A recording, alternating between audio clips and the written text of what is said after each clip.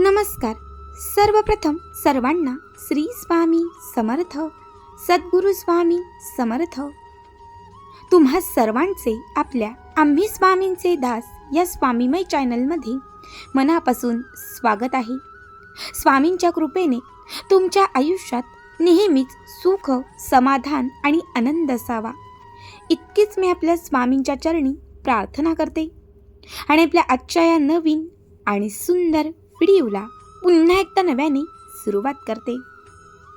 भक्तांनो, आज मी तुम्हाला आपल्या आम्ही स्वामींचे दास या चॅनलमध्ये एका स्वामी भक्ताच्या आयुष्यात घडलेला श्री स्वामी समर्थ यांच्या हम गया नहीं जिंदा है या वाक्याची प्रचिती देणारा एक अत्यंत चित्तथरारक अनुभव त्यांच्याच शब्दात सांगणार आहे.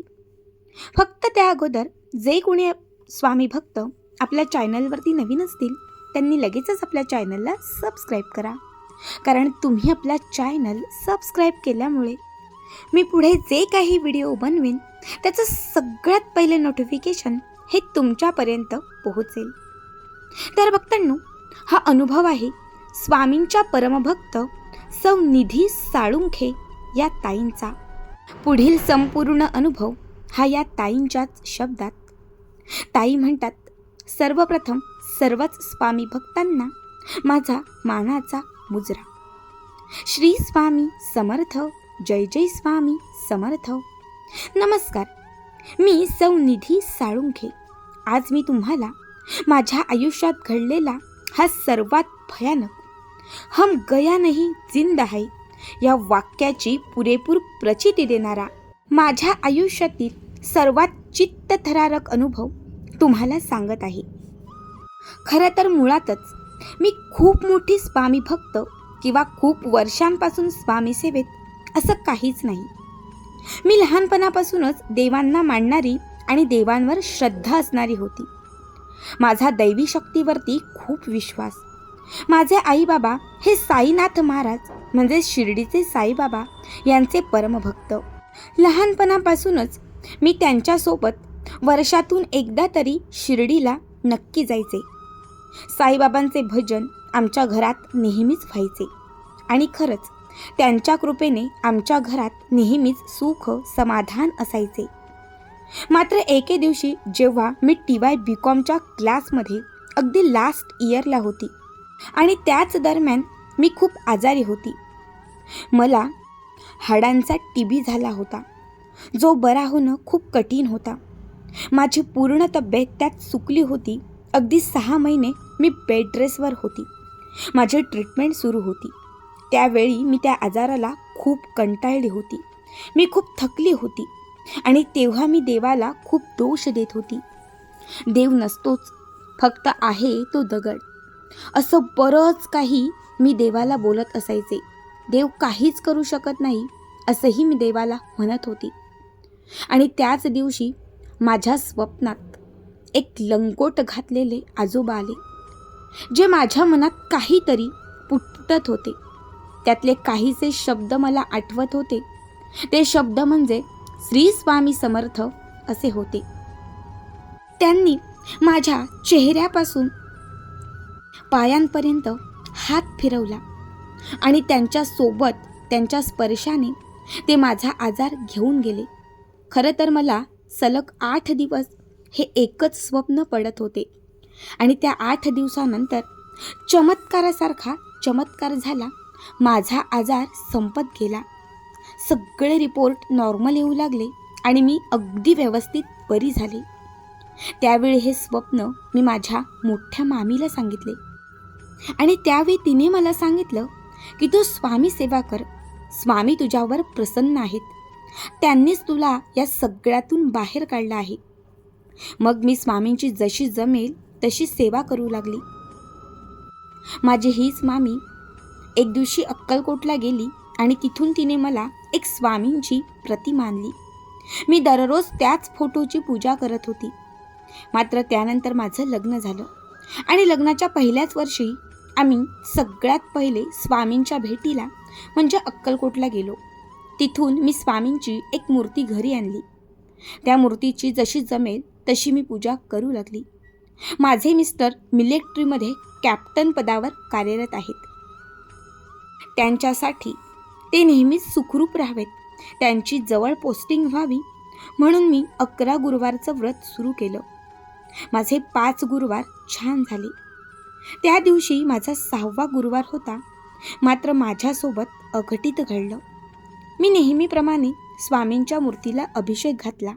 त्यानंतर महाराजांना अष्टगंध चंदनाचा टिळा लावला आणि त्याचवेळी महाराजांची मूर्ती जी मी चौरंगावरती ठेवली होती, कारण गुरुवारच्या व्रतात मी महाराजांची मूर्ती ही देवघरातून चौरंगावर ठेवत असे आणि माझ्या हाताचा चुकून धक्का लागला आणि महाराजांची मूर्ती ही खंडित झाली. मूर्तीचे डोके हे शरीरापासून वेगळे झाले आणि अगदी माझे त्या क्षणात श्वास थांबले. गुरुवारच्याच दिवशी हे काय अघटित घडले अक्षरशः मला समजत नव्हते. ज्या मूर्तीची आपण इतके वर्षी पूजा केली, ज्या मूर्तीसोबत मी माझी सगळी सुख दुःख व्यक्त केली, खरं तर ती फक्त मूर्ती नव्हती, तर ते साक्षात रूपी माझे स्वामी होते. मला प्रत्येक वेळी त्यांनी संकटातून तारले होते आणि माझ्यावरती नितांत त्यांनी प्रेम केले होते. मात्र गुरुवारीच हे काय झालं म्हणून मी फक्त रडत होते. त्यानंतर काही तासांनी मी आमच्याच बाजूला राहणाऱ्या स्वामी सेविकरी ताईंना हे सांगितलं. त्यांनी मला ती मूर्ती विसर्जित करायला सांगितलं. माझं मन ती मूर्ती विसर्जित करू देत नव्हतं. मात्र मूर्ती खंडित झाल्यामुळे मला ते करणं भाग होतं. हे सगळं सांगण्यासाठी मी माझ्या मिस्टरांना कॉल केला. मात्र त्या दिवशी त्यांचा कॉल लागत नव्हता. त्या दिवशी दिवसभर आमचा काही कॉन्टॅक्टही झाला नव्हता. इकडे महाराजांची मूर्ती तुटली आणि तिकडे पतीचा काही संपर्क होत नव्हता. आता माझ्या मनात खूप भीती साठली होती. मन चलबिचल होत होतं. काय करावे मला कळत नव्हते. मी एका ब्राह्मणांनाही फोन केले तर त्यांनीही मला ती मूर्ती लगेचच विसर्जित करायला सांगितले. मग मी ती मूर्ती घेऊन गावच्या बाजूला एक नदी आहे तर तिथे गेली. तिथे जाऊन महाराजांची मूर्ती मी त्या पाण्यात अगदी कठोर मनाने विसर्जित केली. खरं तर मन मानत नव्हतं, पण जड अंतकरणाने मला ते करणं भाग होतं. मी ती मूर्ती नदीत सोडून घरी आली. घरी येऊन माझ्या मनात खूप भीती साठली. पती संपर्क करत नव्हते. घरातील देवघर हे रिकामे झाले होते. त्या दिवशी खूप वाईट संकेत मिळत होते. मी श्री स्वामी समर्थ फक्त हा एक जप करत होते. रात्र गेली. पहाटे मी 3 वाजता उठून रिकाम्या देवघरासमोर बसून राहिली, कारण रात्रभर मला झोप येत नव्हती. त्यानंतर सकाळचे 7 वाजले आणि आमच्या दाराची बेल वाजली. आमच्या घराजवळ अगदी 2 घरं सोडून असणारे एक परशुदादा आहेत. त्यांच्या दारात त्यांच्या हातात माझ्या स्वामींची मूर्ती होती. ताई म्हणतात, तुमचा कुणाचाच या घटनेवर विश्वास बसणार नाही. खरं तर मलाही त्यावेळेस हा भास असावा किंवा स्वप्न वाटत होते, मात्र ते सत्य होते. त्या दादांच्या हातात माझ्या स्वामींची मूर्ती होती. मग ही मूर्ती माझ्या डोळ्यांसमोर अगदी व्यवस्थित मला दिसत होती. खरं तर 5 मिनटं मी त्या मूर्तीकडे बघतच राहिले, की जी मूर्ती मी काल विसर्जित केली, जी मूर्ती खंडित झाली होती. मात्र आज या दादांच्या हातात सकाळीच ही मूर्ती व्यवस्थित कशी? हे काय घडले मला कळलंच नाही. मी दादांना सगळं काही सांगितलं की मूर्ती खंडित झाली म्हणून मी विसर्जित केली, पण तुम्हाला ही मूर्ती व्यवस्थित कशी मिळाली? त्यावर ते दादा म्हणाले की मी सकाळी वाळू काढण्यासाठी नदीकडे गेलो तर ही मूर्ती 2 तासांपासून किनाऱ्यावर होती. मी नीट पाहिले तर ही मूर्ती तुमच्याच घरची वाटली म्हणून मी घेऊन आलो. ताईंनी त्यांना पुढील हकीकत सांगितली. त्यावर ते दादा देखील शॉक झाले. ताई म्हणतात, मला त्यावेळी स्वामींचा तो चमत्कार कळून गेला. मी आनंदाने ती मूर्ती पुन्हा देवघरात ठेवली आणि त्याच्या पुढील काहीच मिनिटात माझ्या पतीचा कॉल मला आला. खरं तर गुरुवारपासून त्यांचा कुठलाच कॉन्टॅक्ट होत नव्हता. त्यांचा कॉन्टॅक्ट हा पूर्णपणे थांबला होता. मात्र महाराजांची मूर्ती घरात आली. मी रात्रभर महाराजांचा जप केला होता. फक्त माझ्या मिस्टरांचा माझ्याशी संपर्क व्हावा इतकाच माझा हट्ट होता. जशी महाराजांची मूर्ती घरात आली तसे माझ्या मिस्टरांनी मला कॉल केले आणि त्यावर त्यांनी मला सांगितले की आमच्या कॅम्पेनमध्ये एक खूप मोठा हल्ला झाला. आम्ही जिथे 5 लोक सोबत होतो त्यातील 4 जण हे शहीद झाले. फक्त मी एकटाच त्या सर्वात मोठ्या घटनेतून सुखरूप बाहेर आलो. ताई म्हणतात त्यांचे ते वाक्य ऐकले आणि माझ्या अंगावर शहारे आले, कारण मला स्वामींची अघटित लीला कळून चुकली. त्या दिवशी स्वामींची मूर्ती अचानक खाली पडून तुटली, कारण स्वामींनी माझ्या पतीला तारले. त्यांच्यावरील संकट त्यांनी स्वतःवर घेतले म्हणून ते सुखरूप वाचले.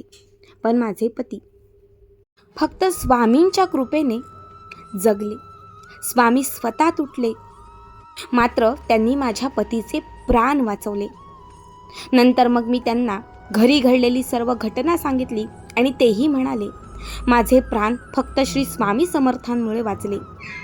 खरंच स्वामी सेवा अघटित आहे, स्वामी कृपा अफाट आहे.